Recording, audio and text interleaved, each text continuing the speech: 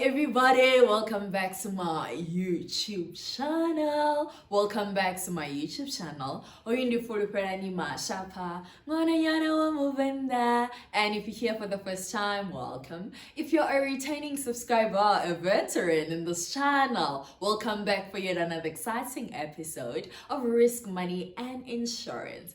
And so we are wrapping up today, right, with the saving series, which we've been doing in the past few weeks, and we've spoken about the importance of saving, and also financial goals and stuff, vision boards. And also last week we discussed the different savings challenges which you can try out in 2022 to reach your financial goals. And so today I thought to wrap up everything nicely, it would be well for you. I've decided to be part of a savings challenge, or I'm actually saving money, but where do I actually put my savings?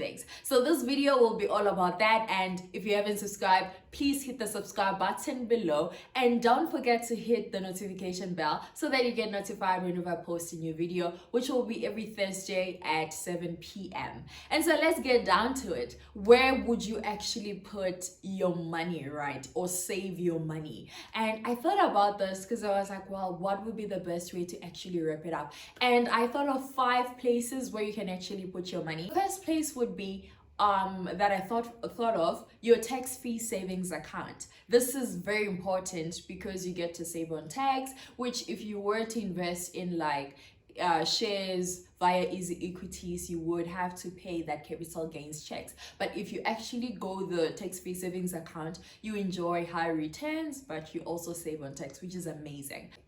Option number 2 that you can use to actually save your money that you've decided, or that's money from your savings challenge, is actually your home loan account. So you can put in your money there, because what normally happens with a home loan account is if your installment is 5,000 rands, right, your normal installment is 5,000, and you actually put in 6,000 instead of the 5,000, right, the bank will leave the extra 1,000 rands there, right? But what you can try to do, you can tell them to capitalize the 1,000, right? So like you're reducing your installments and all of that. But because there's that option, right, where you can put in your money in your home loan account but not necessarily capitalize that money, so i.e. take that money to repay your loan, you can in essence use your home loan account as a savings account. And the interesting part is, well, you can put in the money there and you can also withdraw that money, right? So in essence, you are cheating the system. It's a nice way to cheat the system, I guess, or like not really cheat the system, but like it's a flexible way to use your home loan account. So you can definitely use it to save your money, and it can like help you save on interest in the long run. Number 3, is it number 3? I don't know. Number 4, number 3, option number 3, where you can actually put in your money.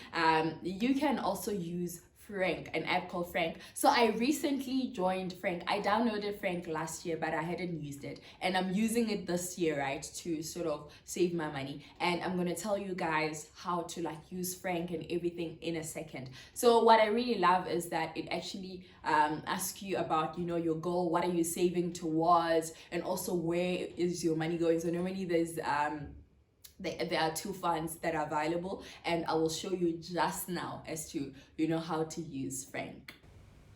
So here we are inside Frank. They're asking what are you investing towards, and there are different options there. You can say big purchase, wedding, retirement, wealth, emergency fund. So I ended up selecting, building wealth, and they say how do you want to invest regularly or towards a target.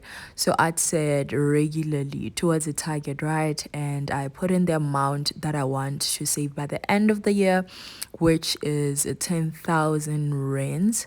And they then calculated that I need to set aside 990 every single month from Feb until December. And they also recommended an investment strategy. Since I want a fixed amount by the end of the year, they recommended that I go for a very low risk type of strategy so that I'll be able to meet my target. So I think I love this part because very often we take on risk that we don't necessarily have an appetite for. So I really, really love that they did that. And after, setting my target, they then asked me to make a deposit. So there are two ways actually. You can do it via EFT or like do it within the app. So they help you, your banking app. So I chose the option to do it via EFT. So I opened my banking app and I deposited money, but the money hasn't reflected on my account. As you can see, the balance is still 0 0. So I definitely did that. And for if you are a Capitec FNB user, bank user, then you probably have the Frank details store.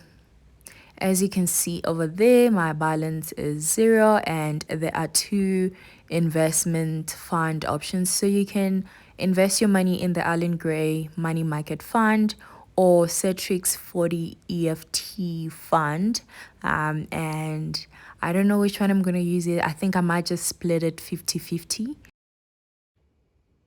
And then option number five would be you saving via a normal savings account. So what I really ideally really hope for is to actually, of course, get high interest on that savings account. And because the savings account is low risk, you don't really earn much. Like normally you get less than 5%. And I did like a quick Google search to say which bank actually has the best savings account, and apparently African Bank has the best savings account. Well, you can also drop down best savings account in terms of flexibility and also interest. So you can definitely drop your comments below in terms of which saving account you're using.